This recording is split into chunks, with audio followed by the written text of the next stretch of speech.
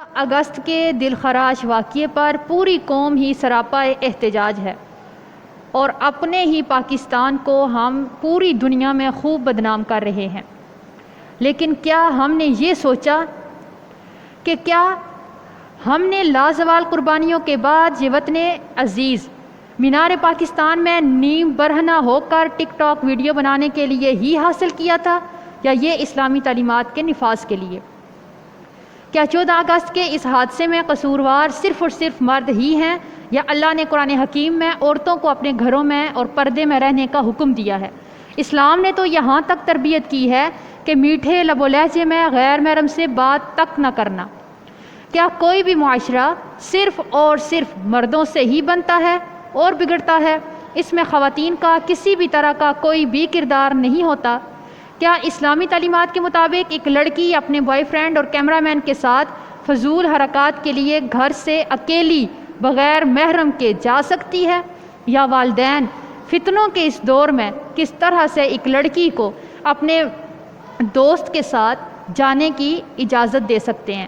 کیا ان کی کوئی ذمہ داری نہ تھی؟ کیا اسلام میں اور ہمارے معاشرے میں لڑکا اور لڑکی دوست بن سکتے ہیں؟ اسلام اس کی اجازت دیتا ہے، جبکہ اسلام نے تو شوہر کے سگے بھائی سے بھی پردہ کرنے کا حکم دیا ہے۔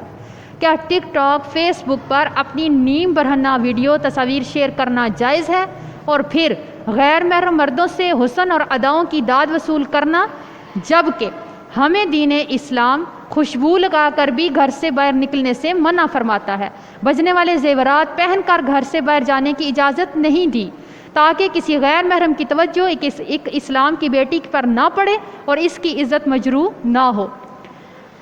ہم یہ سب کچھ سوچیں تک نہ اور اسلامی تعلیمات کی خوب دھجیاں اڑا کر عزت حاصل کرنا چاہیں تو حالات یہی کچھ ہمیں دکھائیں گے۔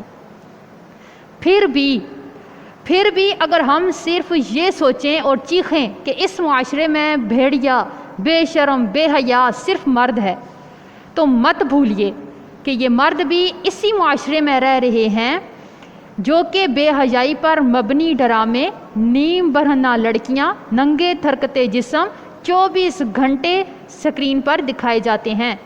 اگر ہم اپنے معاشرے کے مردوں پر ایک صابن کی ٹکی بھی نیم برہنہ ہو کر ناچ کر فروخت کریں، حسن پریاں بن کر ٹک ٹاک پر ہرنی کسی چال چل کر اپنی اداؤں سے مردوں کے جذبات کو بھڑکائیں، ان کی آنکھوں سے شرم و حیا چھین لیں اور پھر بھی یہ تصور کریں کہ یہ نوجوان منچلے اس معاشرے میں ہم حسن پریوں کے حسن کو دیکھ کر بھی ایک با حیا انسان کا کردار ادا کریں، تو یہ بالکل ناممکن ہے، یہ ہو ہی نہیں سکتا۔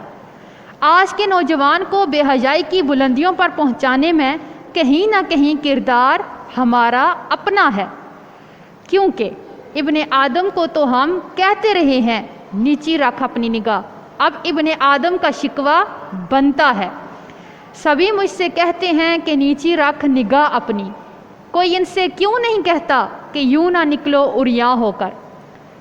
آج ہم نے ایک سوال اٹھایا کہ کیا پاکستانی بیٹی ہونا اتنی بڑی غلطی ہے؟